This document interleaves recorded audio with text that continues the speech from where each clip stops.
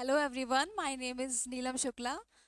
और आज हम लोग शुरू करते हैं राजस्थान एपीओ के लिए Indian evidence act 1872 according to the syllabus. आप जैसा कि सर ने पिछली क्लासेस में बताया है, आप वीडियोस जा कर के चेकआउट कर सकते हैं और सिलेबस को बहुत अच्छे से आप गो थ्रू होइए, जिससे कि आप सिर्फ उन्हीं सेक्शंस को ध्यान दीजिए और आपका टाइम वेस्ट बिल्कुल नहीं हो।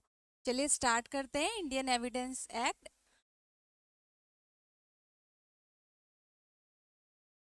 देखिए, इंडियन एविडेंस एक्ट 1872 सबसे पहले तो असेंटेड ऑन, कोई ये क्वेश्चन पूछ लेता है कभी कभी कि असेंट कब मिला, इनैक्ट कब हुआ। तो ये आप डेट याद रखिए, 15 मार्च 1872। और प्रियम्बल पर आते हैं हम लोग कि preamble means objective, for what purpose Indian evidence act has been made. तो यहाँ पर दिया हुआ है कि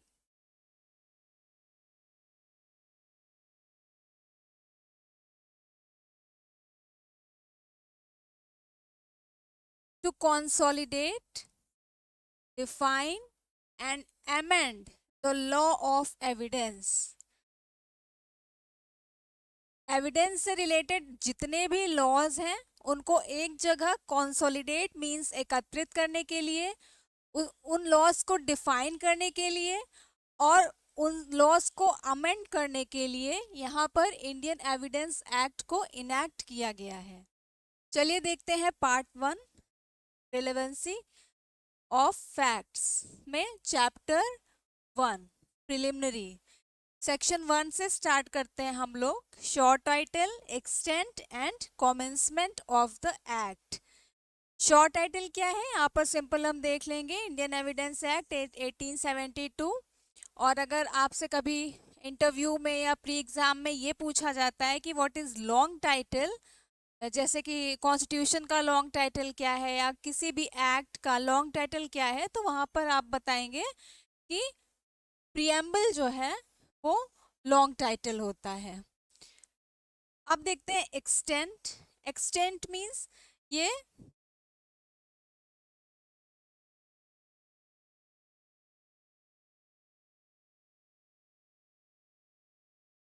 एक्सटेंट ये कहाँ कहाँ पर लागू होता है। देखिए, ये होल ऑफ इंडिया में सभी, applies to all judicial proceedings, सभी कोर्ट में, सभी जुडिशियल प्रोसीडिंग्स में लागू होता है, including court martial. Court martials की प्रोसीडिंग्स में भी इंडियन एविडेंस एक्ट लागू होता है, except court martial convened under the army act, the naval discipline act, the Indian navy discipline act और the air force act, as well as to affidavits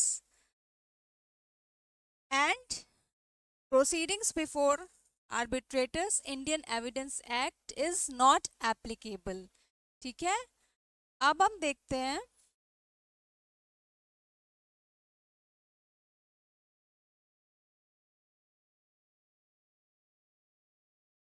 commencement of the act.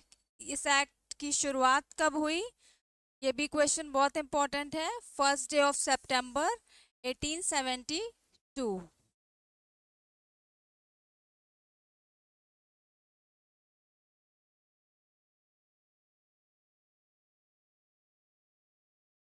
Section 2 has been repealed इन 1938। इसको भी आप ध्यान में रख सकते हैं, क्योंकि ये अक्सर प्री एग्जाम में क्वेश्चंस में पूछ लेता है कि when section 2 has been repealed.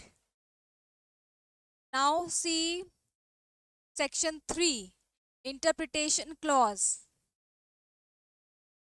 यहाँ पर कुछ वर्ड्स को इंटरप्रेट किया गया है, मींस उनका मतलब बताया गया है, उनको एक्सप्लेन किया गया है। तो सबसे पहले यहाँ पर हम देखते हैं क्या इंटरप्रेट किया गया है, कोर्ट को। तो यहाँ पर ये बता रहे हैं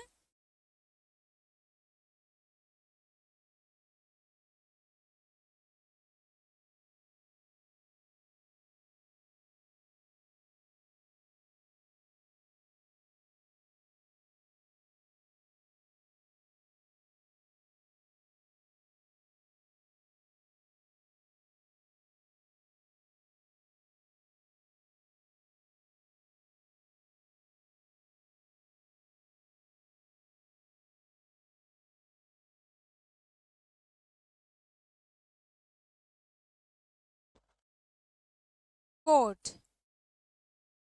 Court includes all judges and magistrate and all persons except arbitrators legally authorized to take evidence.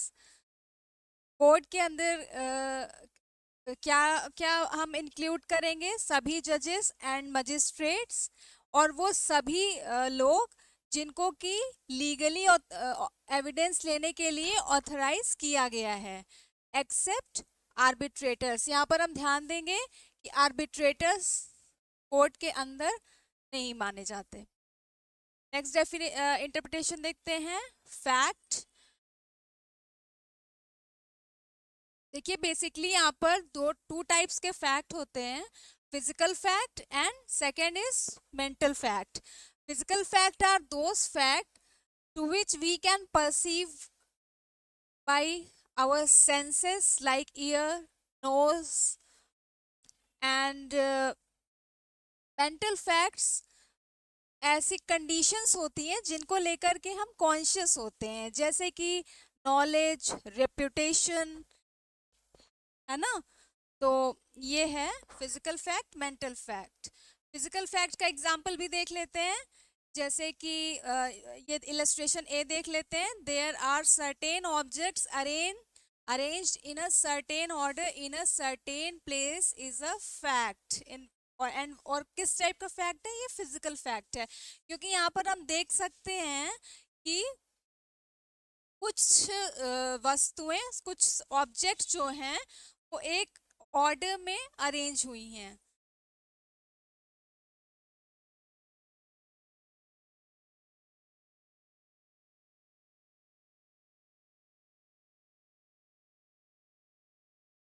Next देखते हैं हम relevant.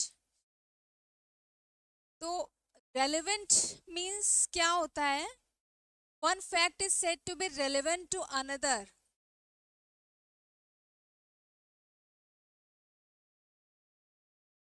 when the one is connected with the other in any of the ways referred in the provisions of this act relating to the relevancy of fact।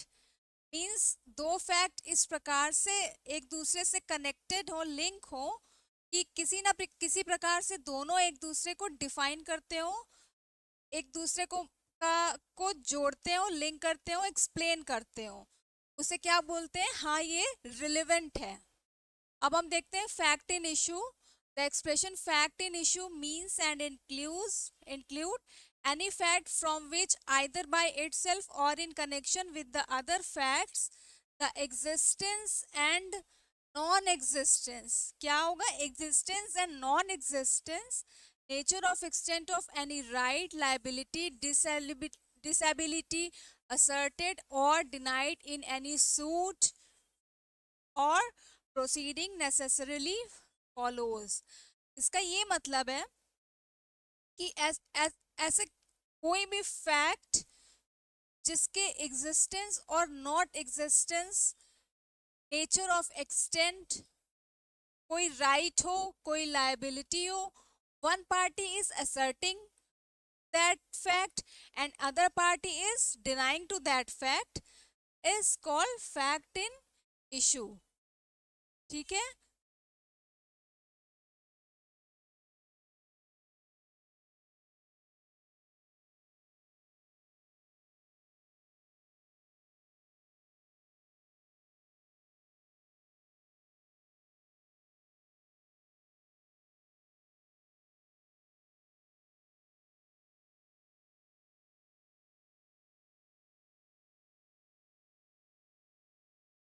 यहाँ पर हम कुछ illustration भी देख लेंगे कि क्या A is accused of the murder of B at his trial the following facts में बी इन इशू। क्या क्या फैक्ट इन इशू हो सकता है? फर्स्ट, कि ए ने बी की डेथ कॉज की कि नहीं की। ए बोलेगा कि नहीं, मैंने डेथ कॉज नहीं की। बी या बी के जो रिप्रेजेंटेटिव्स होंगे वो बोलेंगे कि नहीं, इन्होंने, सॉरी, बी कैसे बोल सकता है? बी के रिप्रेजेंटेटिव्स ये बोलेंगे कि नहीं, इन्होंने ए ने डेथ कॉज की। तो ये क्या हो गया, ए उस फैक्ट को डिनाई कर रहा है और बी कह रहे हैं, एसर्ट कर रहे हैं। तो इस फैक्ट को क्या बोलेंगे, ये क्या हो गया, फैक्ट इन इशू। अब वहां पर उसकी इंटेंशन थी कि ए की डेथ करने की या नहीं थी, ये क्या हो गया, फैक्ट इन इशू। अब आते हैं नेक्स्ट इंटरप्रिटेशन, डॉक्यूमेंट। ठीक है,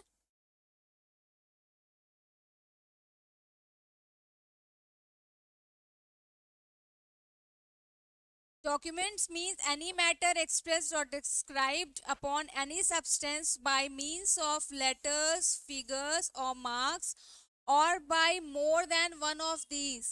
क्या तीन चीजें बताई गई हैं, या तो लेटर्स होंगे, या तो फिगर्स होंगे, या तो मार्क्स होंगे, और या तो तीनों, इन तीनों में से कोई दो या तीनों भी हो सकते हैं। किसी सब्सटेंस पे, मेटल पे,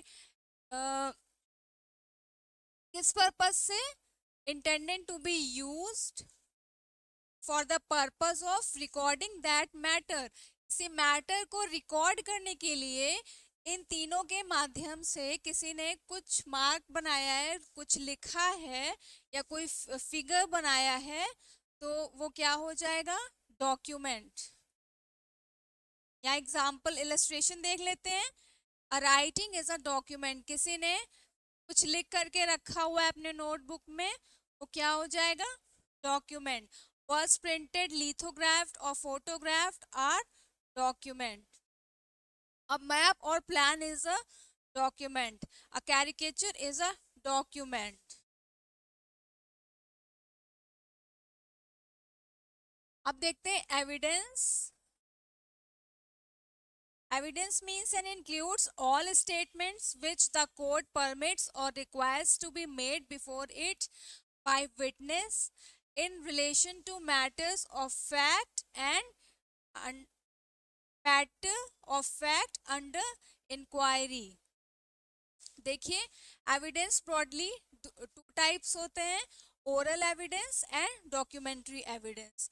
सभी स्टेटमेंट जो कि कोर्ट परमिट करता है कि हाँ आप इस स्टेटमेंट को आप अंडर एविडेंस कोर्ट में दे सकते हैं, वो क्या हो जाएगा, ओरल एविडेंस। और जैसे कि कोई someone is unable to speak और वो कुछ रिटन में देता है, वो भी हमारा ओरल एविडेंस के अंदर ही फॉल होगा।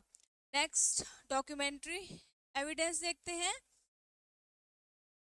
All documents including electronic records,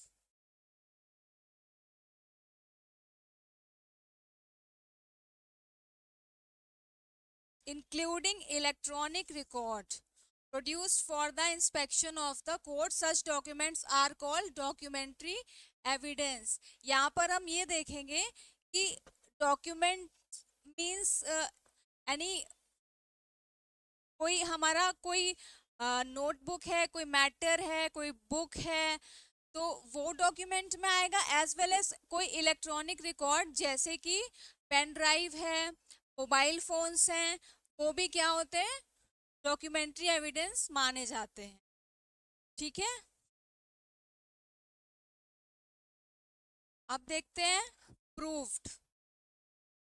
A fact is said to be proved when, after consideration the matter before it, the court either believes it to exist or consider its existence so probable that a prudent man ought, under the circumstances of the particular case, to act upon the supposition that it exists। आसान शब्दों में इसे ऐसे समझेंगे कि किसी case में, यानी प्रूडेंट मीन्स मैन, मतलब कोई भी सामान्य आदमी भी किसी फैक्ट को देख करके जब ये बता सकता हो कि yes it exist, it can exist और इट इज एग्जिस्टिंग, उस फैक्ट को क्या बोलेंगे, प्रूव्ड। फिर क्या हम देखते हैं नेक्स्ट, डिसप्रूव। और इसी तरीके से डिसप्रूव भी देखते हैं जब आफ्टर कंसिडरेशन कोर्ट को ये लगता है कि नहीं, ये मैटर क्या है? It's non existence so probable that A prudent man. इतना कॉमन होता है कि कोई भी प्रूडेंट मैन भी बता सकता है आफ्टर कंसिडरेशन कि no it can not exist और इट इज नॉट एग्जिस्टिंग। तो वो क्या कहलाता है? डिसप्रूव्ड। नेक्स्ट देखते हैं not proved is very important. A fact is said to be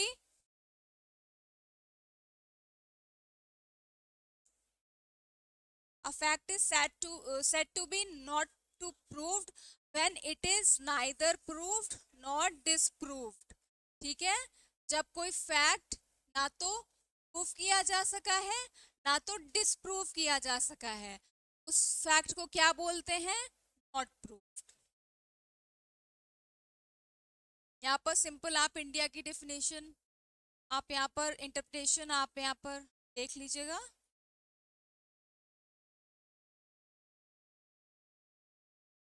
अब देखते हैं may presume shall presume conclusive proof section 4 जिसको कि हम बोलते हैं प्रिजम्पशन। और प्रिजम्पशन ब्रॉडली तो टू टाइप्स के होते हैं, like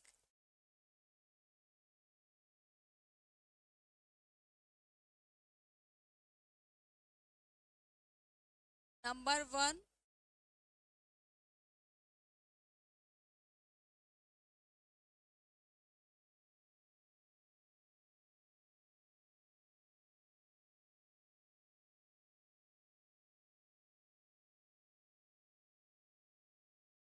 presumption of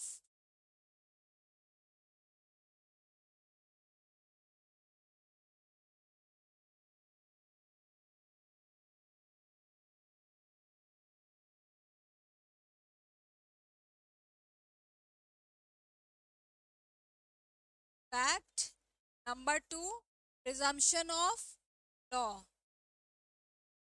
presumption of fact के अंडर आता है मे प्रिज्यूम, प्रिजम्पशन ऑफ लॉ के अंडर आता है शैल presume and conclusive proof. Presumption of fact note कर लीजिए, रिबटेबल प्रिजम्पशन होता है, और प्रिजम्पशन ऑफ लॉ में shall presume is rebuttable presumption and conclusive proof is irrebuttable presumption. अभी हम इसको आगे एक्सप्लेन करके इसको समझेंगे। अब देखते हैं मे प्रिज्यूम क्या होता है। whenever it is provided by this act that the court may, यहाँ पर ध्यान दीजिए, may presume a fact, it may either regard such fact as proved unless and until it is disproved or may call for proof of it। means किसी fact को court presume कर सकता है unless और अनटिल उसे evidence दे करके disprove नहीं किया जाए। कोर्ट क्या कर सकता है? उस फैक्ट को प्रिज्यूम कर सकता है। यहाँ पर ध्यान दीजिए मे है, means it is on the discretion of the, कि कोर्ट प्रिज्यूम कर भी सकता है नहीं भी कर सकता है। अब हम देखते हैं शैल presume. whenever it is directed by this act that the court shall presume, यहाँ पर देखिए कि कोर्ट प्रिज्यूम करेगा a fact, it shall regard such fact as proved unless and until it is disproved। it means कि court किसी fact को presume करता है unless और until it is disproved, जब तक कि उसे आप डिसप्रूव ना कर दीजिए एविडेंस दे करके। मींस क्या हो गया, यहाँ पर हम एविडेंस दे करके जो प्रिजम्पशन कोर्ट ने लिया है, कोर्ट अपॉर्चुनिटी दे रही है कि उसे हम एविडेंस दे करके प्रूफ कर सकते हैं या डिसप्रूव कर सकते हैं। ये दोनों प्रिजम्पशन क्या हो गए? रीबटेबल प्रिजम्पशन हो गए, हम रीबट कर सकते हैं। ठीक है, अब हम देखते हैं conclusive proof. when one fact is declared by this act to be conclusive proof of another, the court shall on proof of the one fact regard the other fact as proved and shall not allow evidence to be given for the purpose of disproving of it। यहाँ पर क्या बता रहे हैं कि जो conclusive proof वो fact होते हैं जो कि प्रूव्ड माने ही जाते हैं, और shall not allow evidence, court disprove करने के लिए एविडेंस नहीं अलाउ करती है। यहाँ पर ये क्या हो गए, कॉन्क्लूसिव प्रूफ, कॉन्क्लूसिवली उसको प्रूफ मान लेती है। और क्योंकि यहाँ पर कोई एविडेंस नहीं अलाउ कर रही है, ये क्या हो गया, इररिबिटेबल प्रिजम्पशन ऑफ लॉ।